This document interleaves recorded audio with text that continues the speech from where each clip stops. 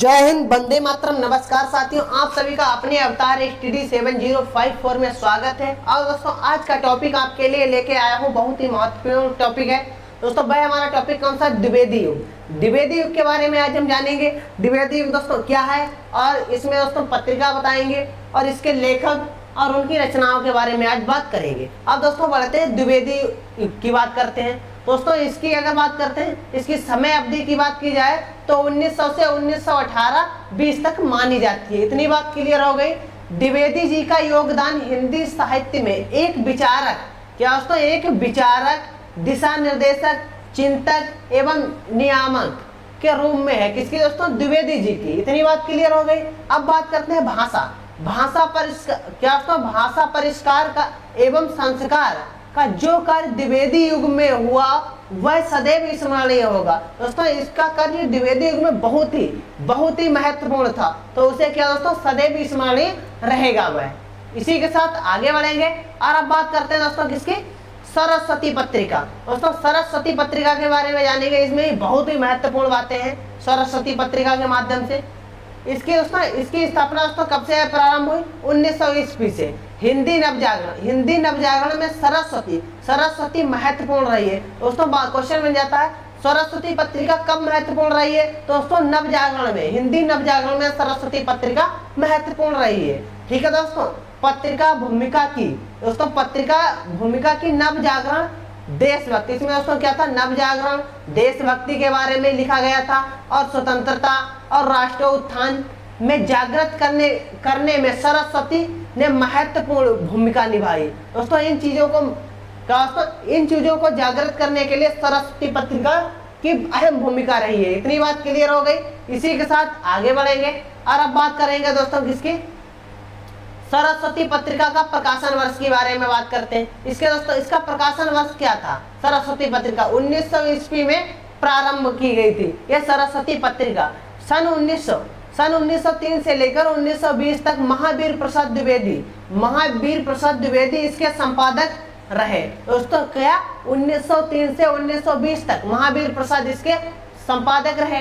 कौन दोस्तों? महावीर प्रसाद द्विवेदी जी। आगे बढ़ेंगे और अब बात करते हैं इस पत्रिका के माध्यम से द्विवेदी ने सभी साहित्यकारों को कविता के कर्तव्य से अवगत कराया। दोस्तों द्विवेदी का मतलब दोस्तों क्या है? यहाँ पे महावीर प्रसाद द्विवेदी की बात की जा रही है। तो महावीर प्रसाद द्विवेदी ने सभी जितने भी साहित्यकार थे इनको कविता के अंतर क्या दोस्तों कर्तव्य से अवगत कराया, यानी कि कविता के क्या कर्तव्य है उसके बारे में द्विवेदी जी ने बताया सभी साहित्यकारों को। इसी के साथ आगे बढ़ेंगे और बात करते हैं इस पत्रिका में प्रकाशित लेखकों के माध्यम से दोस्तों क्या तत्कालीन समाज में जन जागृति की लहर को फैलाया। दोस्तों इन्हीं के माध्यम से, इसी पत्रिका के माध्यम से दोस्तों समाज में जन जागृति की लहर फैलाई। ठीक है दोस्तों, किसने? द्विवेदी जी ने। इसी के साथ आगे बढ़ते हैं। अब बात करते हैं दोस्तों किसकी? नित्य नए विषय। दोस्तों यहाँ पे क्या है? नित्य नए विषयों को लेकर साहित्य कर्म किया गया है। इतनी बात क्लियर हो गई। द्विवेदी युग बात करते हैं। द्विवेदी युग के प्रमुख कवि और उनकी रचनाएं बहुत ही महत्वपूर्ण है, इनके बारे में अब जानेंगे। आगे बढ़ते हैं और बात करते हैं। पहले दोस्तों कौन है? नाथूराम शर्मा शंकर। दोस्तों ये पहले ब्रज भाषा में बाद में खड़ी बोली में लिखने लगे। पहले दोस्तों ये क्या ब्रज भाषा में लिखते थे, उसके बाद में इन्होंने खड़ी बोली में लिखने लगे। इतनी बात क्लियर हो गई। इनकी कविताओं में, इनकी जो दोस्तों नाथूराम शर्मा शंकर की जो कविताएं हैं, देश प्रेम, समाज सुधार, हिंदी के प्रति प्रेम, किसके? हिंदी के प्रति प्रेम और विधवाओं अछूतों के उद्धार को लेकर कविताएं लिखी गई थी। दोस्तों इन्हीं के माध्यम से, हमारा कहने का मतलब है देश प्रेम के लिए इन्होंने उत्साहित किया और दोस्तों समाज सुधार, हिंदी से प्रेम करने के लिए इन्होंने जागृत किया। ठीक है दोस्तों। और जो छुआछूत है इसका उद्धार लेकर कविताएं लिखी है, तो इनसे ही बहुत ही उपयोगी हैं ये दोस्तों, इनकी बहुत ही उपयोगी हुई है, जिससे यानी कि समाज में सुधार आया। इसी के साथ आगे बढ़ेंगे और अब बात करते हैं श्रीधर पाठक की। श्रीधर पाठक के बारे में बात करते हैं। ये दोस्तों क्या है? हिंदी, अंग्रेजी और संस्कृत के ज्ञाता थे। दोस्तों हिंदी के भी थे और अंग्रेजी के भी और संस्कृत तीनों के ज्ञाता कौन थे? श्रीधर पाठक। इतनी बात क्लियर हो गई। अब बात करते हैं ब्रजभाषा। ब्रजभाषा और संस्कृत दोनों में रचनाएं की। इन्होंने दोस्तों ब्रजभाषा और संस्कृत दोनों में रचनाएं की। किसने? श्रीधर पाठक ने। अनुवाद के क्षेत्र में भी इनकी महत्वपूर्ण भूमिका है। किसकी दोस्तों? अनुवाद के क्षेत्र में किसकी? श्रीधर पाठक की अहम भूमिका है। इसी के साथ आगे बढ़ेंगे और अब बात करते हैं कालिदास। दोस्तों बात करेंगे कालिदास कृति, ऋतुसंहार और गोल्ड स्मिथ, ये कीर्ति दोस्तों किसकी है? इनकी। हर्मिट, एकादंतवासी योगी, ये भी दोस्तों किसकी है? श्रीधर पाठक की। डेजट्रेट ब्लेज, ये भी इनकी है। उजड़ ग्राम, ये भी दोस्तों इन्हीं की है। द ट्रेवलर और शांत पथिक का अनुवाद, ये दोस्तों किसकी हो जाती है? श्रीधर पाठक की रचनाएं हो जाती हैं, कीर्तियां। इसी के साथ आगे बढ़ेंगे। अब बात करेंगे दोस्तों किसकी? महावीर प्रसाद द्विवेदी जी के बारे में। दोस्तों इनके मौलिक एवं अनुदूत ग्रंथों की संख्या लगभग में बात की जा रही है यहाँ पे, लगभग दोस्तों कितनी? 80 के आसपास है। ठीक है दोस्तों, अनुदूत ग्रंथों की संख्या बात की जा रही है। क्वेश्चन बनेगा महावीर प्रसाद द्विवेदी जी के अनुदूत ग्रंथों की संख्या कितनी है? दोस्तों लगभग 80 है। इतनी बात क्लियर हो गई। खड़ी बोली का दोस्तों, खड़ी बोली का परिष्कार व्याकरणिक शुद्धता एवं स्थिरता में प्रमुख भूमिका निभाई। किसने? महावीर प्रसाद द्विवेदी जी ने। इतनी बात क्लियर हो गई। अब बात करते हैं युगवार कवियों के लिए प्रेरणा स्रोत रहे हैं। कौन? महावीर प्रसाद द्विवेदी जी। इसी के साथ आगे बढ़ेंगे और अब बात करते हैं इनकी रचनाएं जान लेते हैं। इनकी दोस्तों रचनाएं क्या हैं? काव्य मंजूषा, काव्य सुमन और दोस्तों क्या आ जाएगी?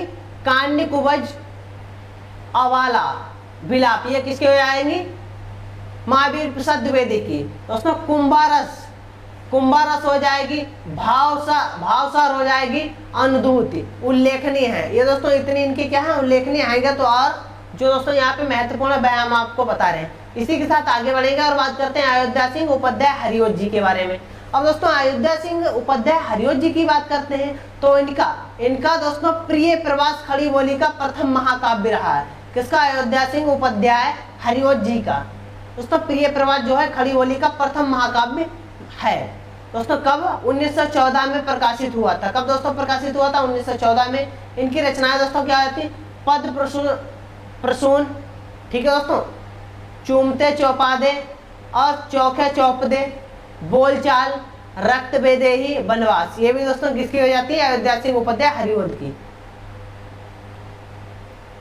दोस्तों एक तो रक्त है यहाँ पे, एक क्या? बेदेही, वनवास। इतनी बात क्लियर हो गई। इसी के साथ आगे बढ़ेंगे और अब बात करेंगे दोस्तों किसकी? गया प्रसाद शुक्ल स्नेही की। तो दोस्तों इनकी बात करते हैं। ये उर्दू के विद्वान और खड़ी बोली में कवित्त सवैया लिखने में सिद्ध हस्त थे। कौन दोस्तों? गया प्रसाद शुक्ल स्नेही। इनकी रचनाओं की बात करते हैं दोस्तों। कृषक क्रदन, प्रेम पचीसी, राष्ट्रीय वीणा, राष्ट्रीय हो जाती है, और वीणा, त्रिशूल तरंग, करुणा और कंदाबिनी, दोस्तों क्या है? कंदाबिनी हो जाती है। इसी के साथ आगे बढ़ेंगे और अब बात करते हैं दोस्तों छठे नंबर पे कौन? मैथिली शरण गुप्त। बहुत ही वेरी इंपॉर्टेंट ये कवि है दोस्तों। कौन? मैथिली शरण गुप्त। इस पे दोस्तों इंपॉर्टेंट लगा लीजिए, यहाँ से दोस्तों जरूर क्वेश्चन हमारा बनेगा। मैथिली शरण गुप्त पहले दोस्तों हमारा क्या? मैथिली शरण गुप्त की बात करते हैं। राष्ट्र कवि की संज्ञा से विभूषित है। तो दोस्तों क्वेश्चन हमारा बनेगा राष्ट्र कवि किसे कहा जाता है? दोस्तों किसे कहा जाता है? मैथिली शरण गुप्त जी को राष्ट्र कवि कहा जाता है। अब इनकी रचनाओं की बात करते हैं। रंग में भंग, जैनरतबद्ध, भारत भारती, पंचवटी, झाकार, साकेत, यशोधरा, द्वापर, जय भारत और विष्णुप्रिया, कनुप्रिया, ये दोस्तों मैथिली शरण गुप्त जी की हो जाती है। इतनी बात क्लियर हो गई दोस्तों। मैथिली शरण गुप्त को अच्छी तरह से याद रखना। इसी के साथ आगे बढ़ेंगे। अब दोस्तों इनकी कविताओं में राष्ट्रीयता और गांधीवाद, इनकी दोस्तों जो कविताएं थी उसमें राष्ट्रीयता और गांधीवाद की प्रधानता है। ठीक है दोस्तों। सामाजिक जागृति, नैतिक मूल्य और अतीत के चरित्रों के माध्यम से आवाहन करते हुए जनमन में देश प्रेम की भावनाएं ओतप्रोत की। किसने दोस्तों? मैथिली शरण गुप्त जी ने। इसी के साथ आगे बढ़ेंगे इन्होंने दोस्तों और भी अच्छे काम किए बहुत। क्या दोस्तों, नारी उदार को भी अपने काव्य का विषय बनाया। किसे दोस्तों, नारी उदार को। आगे बात करते हैं, नारी उदार का भी अपने काव्य का विषय बनाया। ये दोस्तों डबल पॉइंट हो गया। इसी के साथ आगे बढ़ेंगे। अब बात करते हैं नरेश त्रिपाठी जी, राम नरेश त्रिपाठी की बात करते हैं। तो इनकी रचनाएं क्या हो जाती है दोस्तों, मिलन हो जाएगी, पथिक, मानसी, शुपन काव्य ग्रंथ लिखे। किसने दोस्तों, राम नरेश त्रिपाठी ने। आगे बात करते हैं बाल मुकुंद गुप्त जी की। तो इनके दोस्तों क्या, लाला भगवान दीन, दोस्तों सैयद अमीर अली, कामता प्रसाद गुरु और व्याकरण ग्रंथ लिखा। किसने दोस्तों, बाल मुकुंद गुप्त ने। लोचन प्रसाद पांडे प्रवासी और मेवाड़ गाथा, महानदी, मुकुटधर पांडे जी के बारे में और पूजा फूल, इन सभी के बारे में दोस्तों इन्होंने लिखा है कानन कुसुम। किसने दोस्तों, बाल मुकुंद गुप्त जी ने इनके बारे में लिखा है। इसी के साथ आगे बढ़ेंगे। अब बात करेंगे दोस्तों द्विवेदी युग की प्रमुख प्रवृत्तियां एवं विशेषताएं। इसकी दोस्तों प्रवृत्तियां कहाँ हैं और इसकी विशेषताएं क्या हैं, उनके बारे में जानेंगे। अब बात करते हैं काव्यगत। काव्यगत की बात करते हैं। काव्यगत विशेषताएं कौन कौन सी रहती हैं, राष्ट्रीयता हो जाएगी, नीति और आदर्श की कविता, विषयों की विविधता। आगे बात करते हैं उपदेश, क्या दोस्तों, उपदेशात्मकता हो जाती है। और दोस्तों अनिरुद्ध कार्य की प्रधानता, ये भी दोस्तों हो जाती है इनकी विशेषताएं। इतिवृत्तात्मकता हो जाती है, और दोस्तों क्या हो जाती है, बौद्धिकता का प्राचुर्य। ठीक है दोस्तों, प्राचुर्य हो जाती है। सामाजिक समस्याओं का चित्रण, ये भी दोस्तों इनकी क्या विशेषताएं में ही आएंगी। और बात करते हैं काव्य रूपों की विविधता, दोस्तों ये इनकी विशेषताएं हो जाती है। दोस्तों आज की क्लास कैसी लगी सभी लोग कमेंट करके बताएंगे, और जिस दोस्त ने अभी तक चैनल को सब्सक्राइब नहीं किया वह चैनल को सब्सक्राइब करना ना भूले। इसी के साथ दोस्तों मिलते हैं सभी को अगली क्लास में नए टॉपिक के साथ। सभी दोस्तों को मेरी तरफ से जय हिंद, जय भारत।